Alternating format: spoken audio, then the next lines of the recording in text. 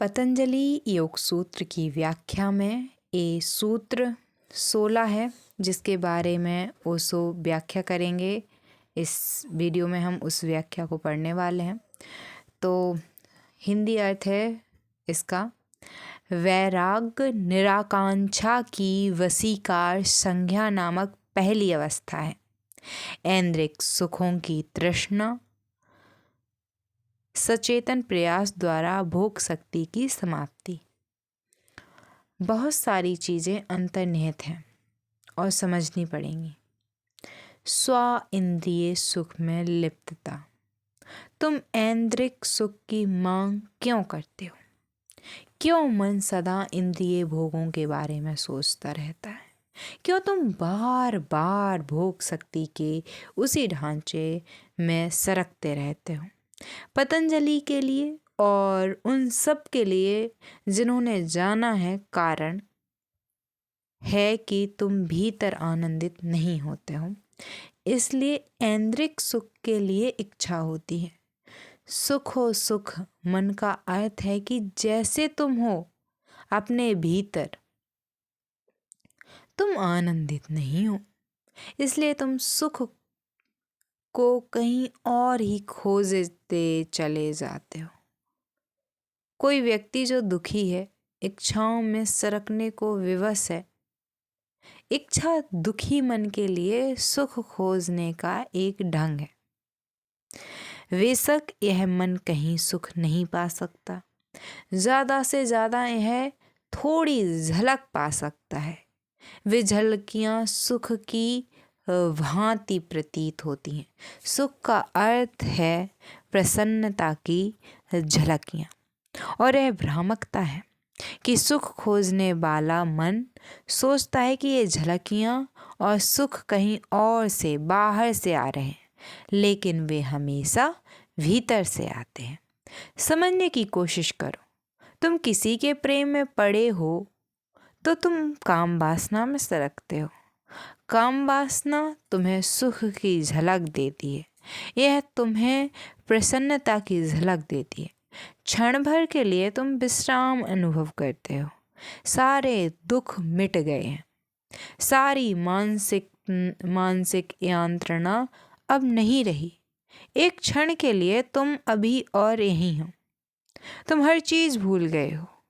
एक क्षण के लिए वहाँ कोई अतीत नहीं है, कोई भविष्य नहीं है। चूँकि वहाँ कोई अतीत नहीं है, कोई भविष्य नहीं है, और एक क्षण के लिए तुम अभी और यहीं हो, ऊर्जा तुम्हारे भीतर से प्रवाहित होती है। इस क्षण में तुम्हारी आंतरिक आत्मा प्रवाहित होती है और तुम्हें सुख की झलक मिलती है। लेकिन तुम सोचते हो कि वह झलक साथी से आ रही है, स्त्री या पुरुष से। वह पुरुष या स्त्री से नहीं आ रही, वह तुम्हारे भीतर से आ रही है। तुमने ना तो मदद भर की है, दूसरे ने तो मदद भर की है तुम्हें वर्तमान में उतारने के लिए। दूसरे ने तो केवल मदद की है तुम्हें इस क्षण की वर्तमानता में लाने के लिए। अगर तुम बिना काम वासना के इस वर्तमान क्षण में पहुंच सकते हो, धीरे धीरे काम वासना गैर जरूरी हो जाएगी, वह लुप्त हो जाएगी, वह एक इच्छा ना होगी। अगर तुम इसमें उतरना चाहो तो तुम खेल की तरह उसमें उतर सकते हो, परीक्षा की भांति नहीं। तब उसके साथ कोई ग्रस्तता नहीं रहती, क्योंकि तुम उस पर आश्रित नहीं होते हो। एक दिन वृक्ष के नीचे बैठो, एकदम प्रातः काल में, जब सूर्य अभी उदय नहीं हुआ है, क्योंकि सूर्योदय होने के बाद तुम्हारा शरीर तरंगायित होता है और भीतर शांति बनी रहनी कठिन होती है। इसलिए पूरब हमेशा सूर्योदय से पहले ध्यान करता रहा है। पूरब यानी कि अभी हमने देखा था ना, पश्चिम और पूरब यानी एशिया और पश्चिम यानी यूरोप और अमेरिका। ठीक है। तो पूरब हमेशा से सूर्योदय से पहले ध्यान करता रहा है। वे इस समय को ब्रह्म मुहूर्त कहते हैं, दिव्यता के क्षण। और वे ठीक हैं क्योंकि सूर्य के साथ ऊर्जाएं उठती हैं और वे पुराने ढांचों में प्रवाहित होने लगती हैं जिसे तुम निर्मित कर चुके हो। एकदम सुबह जब सूर्य अभी क्षैतिज पर नहीं आया है, हर चीज मौन है और प्रकृति गहरी नींद में सोई है। वृक्ष सोए हैं, पक्षी सोए हैं और सारा संसार सोया है। तुम्हारा शरीर भी भीतर सुप्त है। तुम वृक्ष के नीचे बैठने आस पहुँचे हो और हर चीज मौन है। बस यही इसी क्षण में होने का प्रयत्न करो। कुछ मत करो, ध्यान भी नहीं, कोई चेष्टा मत करो। बस अपनी आंखें बंद कर लो और प्रकृति के मौन में मौन बने रहो। अचानक तुम्हें वही झलकी मिलेगी जो तुम्हारे पास आ रही है, जो तुम्हारे पास आ रही थी काम वासना द्वारा, या उससे भी बड़ी कोई झलक कहीं अधिक गहरी।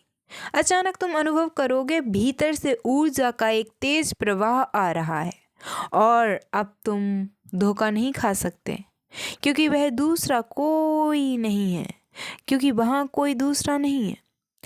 अतः यह निश्चित तौर पर तुमसे आ रहा है, यह भीतर से प्रवाहित हो रहा है। कोई दूसरा तुम्हें नहीं दे रहा है तुम इसे दे रहे हो स्वयं को। लेकिन इस परिस्थिति की आवश्यकता है एक मौन। ऊर्जा उत्तेजना में ना रहे। तुम कुछ नहीं कर रहे हो, बस वहाँ हो वृक्ष के नीचे, और तुम बस झलक पा जाओगे। और यह वस्तुतः ऐन्द्रिक सुख नहीं होगा, यह प्रसन्नता होगी, क्योंकि अब तुम सम्यक स्रोत की ओर देख रहे हो, सम्यक दिशा की ओर देख रहे हो। सम्यक मतलब सही दिशा की ओर देख रहे हो। एक बार तुम इसे जान लेते हो, फिर तुम तुरंत पहचान लोगे कि काम वासना में दूसरा दर्पण मात्र था। तुम उसमें बस प्रतिबिंबित हुए थे और तुम दर्पण थे दूसरे के लिए। तुम एक दूसरे की सहायता कर रहे थे वर्तमान में उतरने के लिए, विचार से घिरे चित्त से दूर हटकर निर्विचार अवस्था में पहुंचने के लिए। मन जितना ज़्यादा शोरगोल से भरा होता है उतना ज़्यादा काम वासना का आकर्षण होता है। पूर्व में काम कभी भी ऐसी सनक ना था जैसा यह पश्चिम में बन गया है। फिल्में, कहानियाँ, उपन्यास, कविताएं, पत्रिकाएं, हर चीज़ यौनग्रस्त बन गई है। तुम कोई चीज़ नहीं बेच सकते जब तक कि यौन आकर्षण को निर्मित ना कर लो। अगर तुम्हें कार बेचनी होती है तुम उसे केवल काम उत्तेजक वस्तु की भांति बेच सकते हो। अगर तुम्हें टूथपेस्ट बेचना है तो तुम उसे केवल यौन आकर्षण द्वारा बेच सकते हो। काम वासना के बिना कुछ नहीं बेचा जा सकता। ऐसा जान पड़ता है कि केवल काम वासना का ही बाजार है, उसी का महत्व है, दूसरी किसी चीज का नहीं। प्रत्येक अर्थवत्ता काम भाव के द्वारा आती है। सारा मन काम वासना से मस्त है। क्यों ऐसा कभी घटित नहीं हुआ पहले? मनुष्य के इतिहास में यह कुछ नया है और कारण यह है कि अब पश्चिम विचार के साथ इतनी बुरी तरह उलझ गया है कि काम वासनाएं के सिवाय यहीं और अभी होने की कोई और संभावना नहीं है। काम वासना एकमात्र संभावना बनी हुई है और वह भी लुप्त हुई जा रही है। आधुनिक व्यक्ति के लिए यह भी संभव हो गया है कि जब वह संभोग कर रहा हो तो वह दूसरी चीज़ों के बारे में सोच सकता है, और चूंकि तुम इसके योग्य हो गए हो कि जब संभोग कर रहे हो तब तुम किसी दूसरी चीज़ के बारे में सोचते जाते हो, जैसे कि बैंक के तुम्हारे खाते के बारे में, या तुम मित्र से बात किए चले जाते हो, या तुम किसी दूसरी चीज़ दूसरी जगह बने रहते हो। जबकि संभोग यहाँ कर रहे हो तो काम भावना भी खत्म हो जाएगी। तब है केवल एक ऊब और खीस का कारण होगी, क्योंकि स्वयं काम वासना की बात ना थी।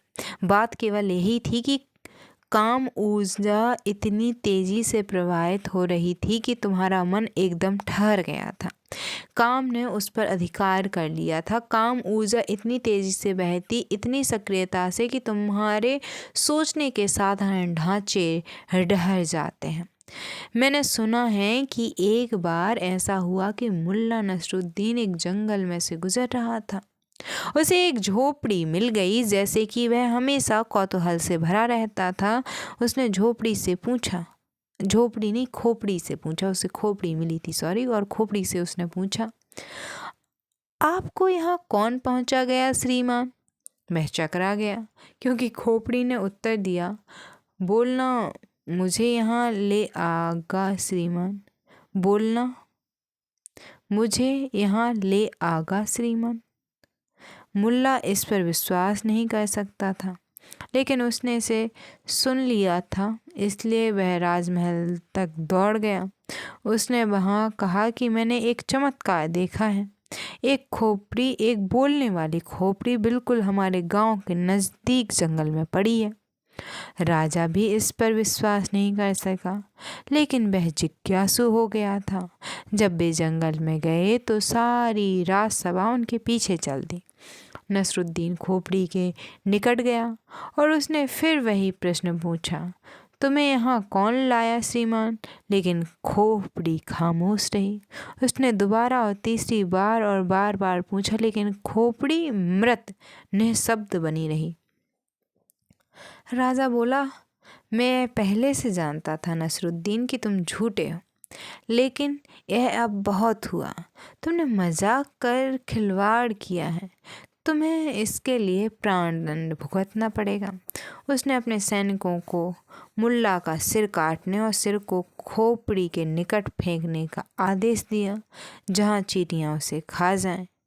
जब हर कोई चला गया, राजा उसका दरबार तब खोपड़ी से फिर बोलना शुरू कर दिया। उसने पूछा, आपको यहाँ कौन लाया जनाब?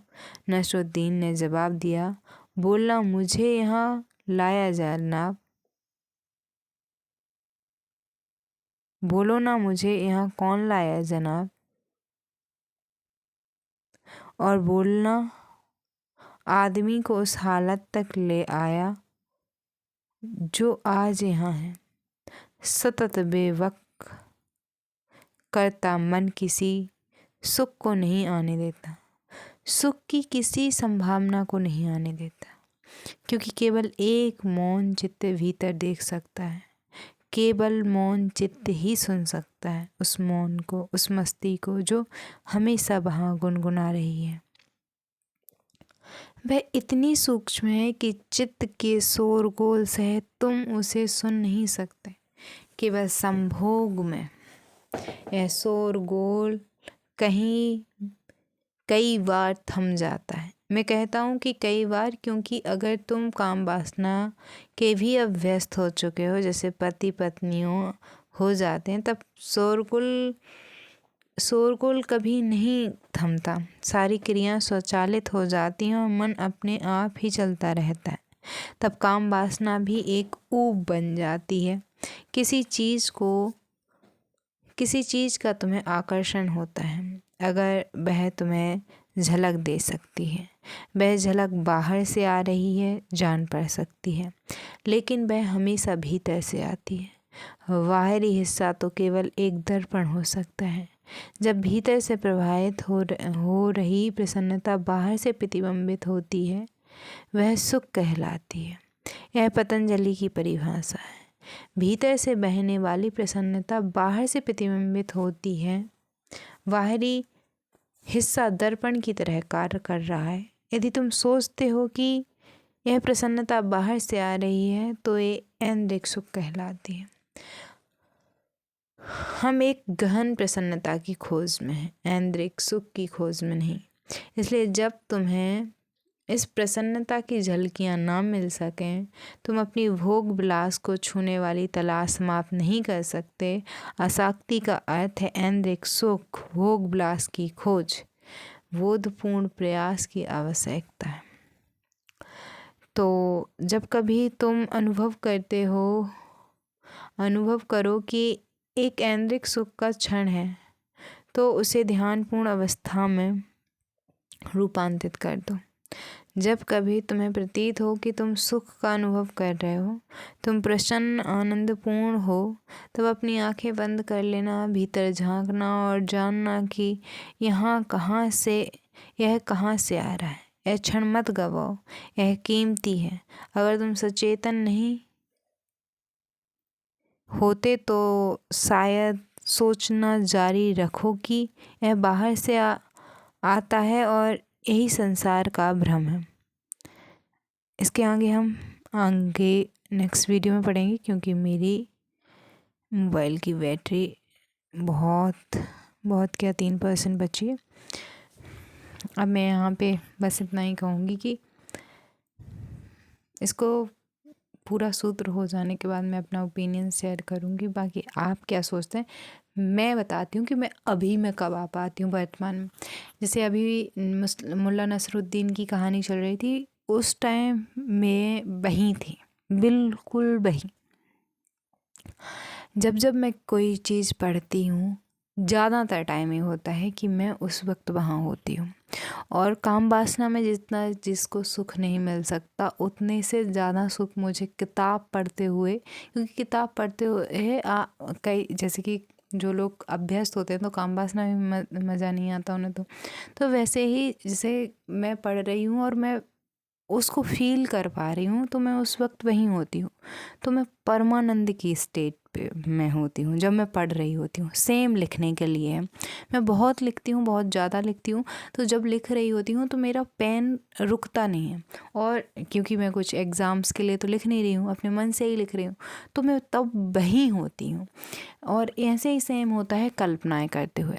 ओवर थिंकिंग को लोगों ने गलत तरीके से बोला है। मैं जब भी थिंकिंग करती हूँ, मैं उसको एज इट इज़ कल्पनाओं को लिखना, सोचना, और मैं कुछ भी कल्पना कर रही हूँ तो उसको स्टेप बाय स्टेप फिर उसको डालने की कोशिश करती हूँ। और जब भी मेरा सोचने का मन करता है, थिंकिंग करने का, ओवर थिंकिंग करने का मन करता है, मैं कभी नहीं रोकती हूँ।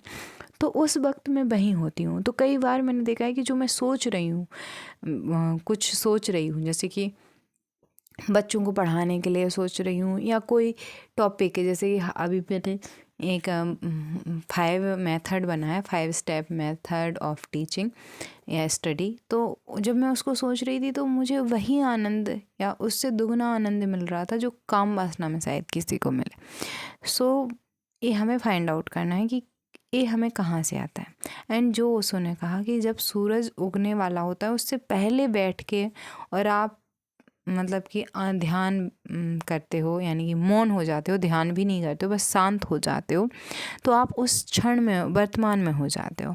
और जो आपको उस टाइम पे शांति, सुख, प्रसन्नता महसूस होगी, वो आपकी होगी। आपको ये नहीं लगेगा, लोगों को लगता है आई लव यू, तुम मेरी दिल की धड़कन हो, मैं तुम्हें चाहता हूँ, बिल्कुल गलत है। आप खुद को चाहते हैं। बस सामने वाला अगर मिल जाता है तो आप उसका कह के, उसको मीडियम बना के अपने अंदर का प्यार एक्सप्लेन कर पाते हो, एक्सप्रेस कर पाते हो। तो आपको लगता है आप सामने वाले को चाहते हो, नहीं, वो आपके अंदर ही था प्रेम, कोई ऐसा मिल गया जिससे आप एक्सप्रेस करने लगे हैं। तो ये चीज़ें, ये मेरा ओपिनियन था जो भी मैंने अभी बोला। मिलते हैं अगली वीडियो में, तब तक के लिए धन्यवाद। पुराने वीडियोस सीरीज़ वाइज हैं तो प्लेलिस्ट चेक कर लीजिएगा पतंजलि योग सूत्र की।